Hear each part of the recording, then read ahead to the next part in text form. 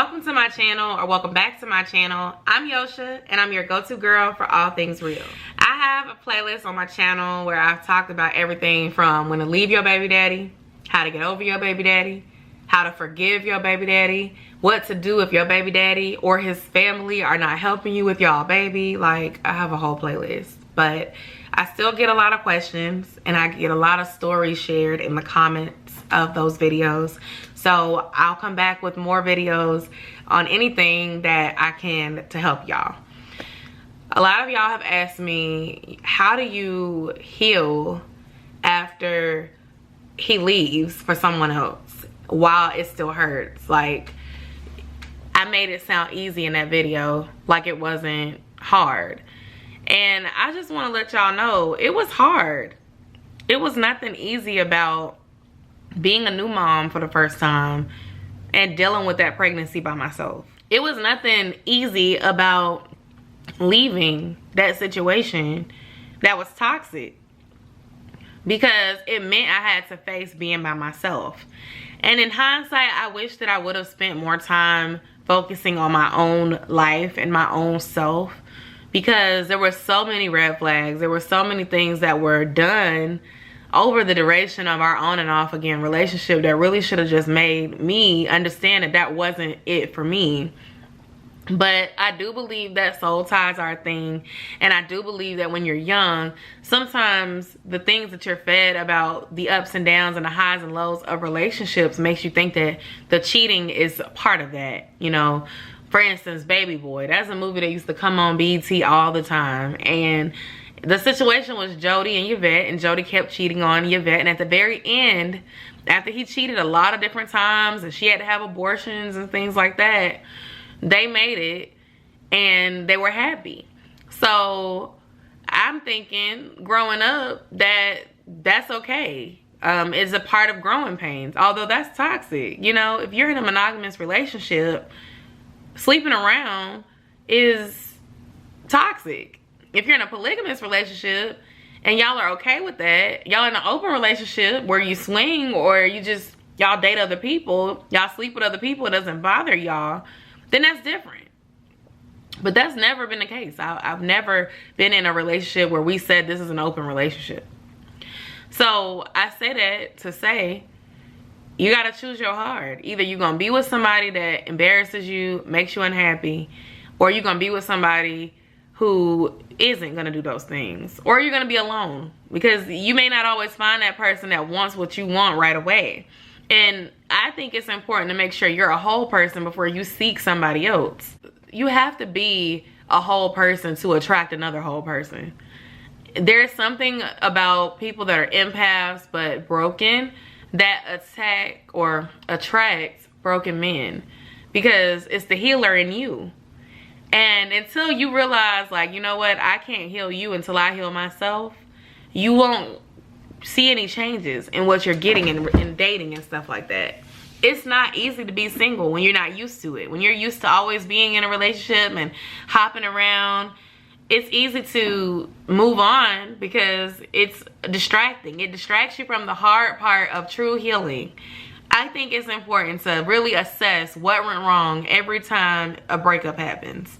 That allows you to understand where you messed up and where they messed up. Your mess up might have been accepting certain behaviors for too long. Their mess up is cheating. They need to keep their penis in their pants.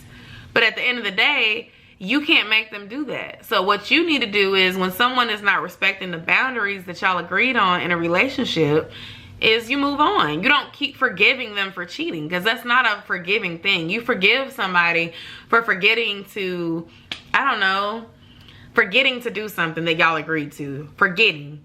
Not something like cheating, though. You don't forget to be faithful. That's a choice. And I think that when you're healing, it hurts when you see them move on with somebody else, because it's like, well, dang, like, I didn't do anything wrong, and here you are, you're happy, or you look like you're happy with somebody else, and I'm still depressed over you.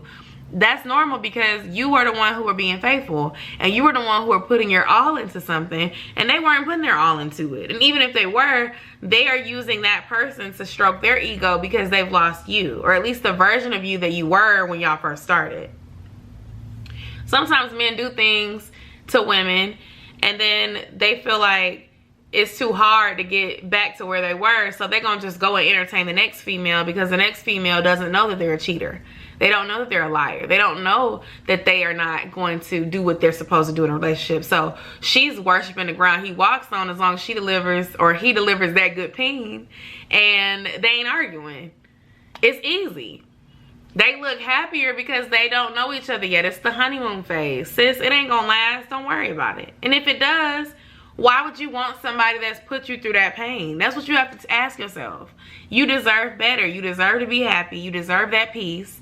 And you'll get it if you stay focused on what you want and focus on healing.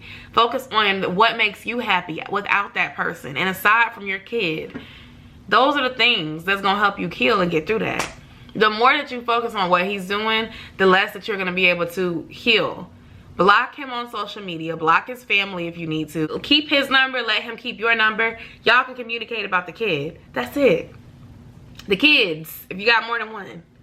Everything else, irrelevant. You don't need to know who his new girlfriend is. She don't need to know you. It really don't matter. You don't need to be arguing with her because why? That's toxic. They ain't got nothing to do with the baby. Now you arguing with him about the girlfriend and now he don't want to go get his kids. If you don't come get these babies, like, now it's like, oh, well, I don't know who he gonna have around my kid. I don't like that. Look, you done messed yourself up out of a babysitter of his own kid that's gonna need to watch for free because you worried about what girlfriend he got.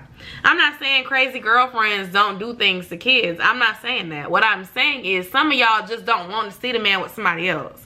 So if you can't have him, nobody can have him, and he can't see his baby. Don't be that way.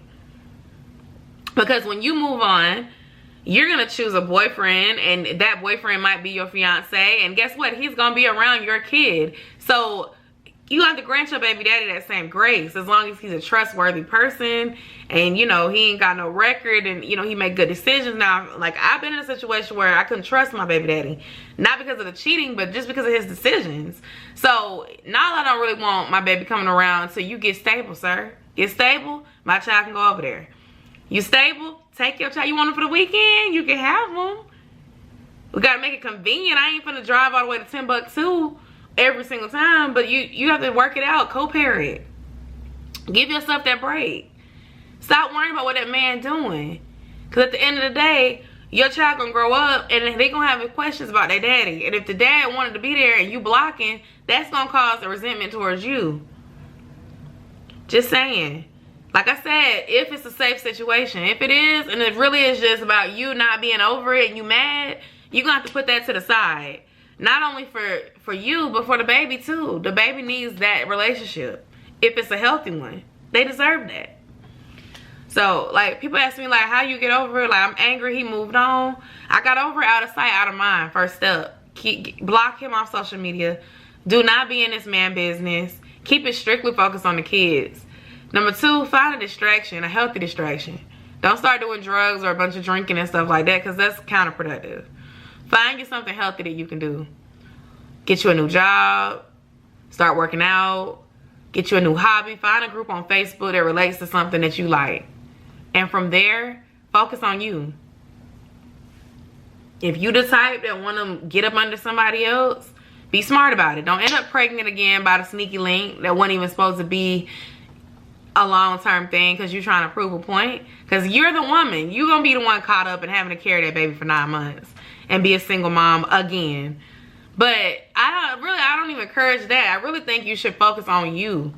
Like, if anything, I could have told my younger self, I would have said, girl, you fine, you popping, you degreed, you a go-getter, you got all these things going for you. Don't even worry about these boys, because that part will come.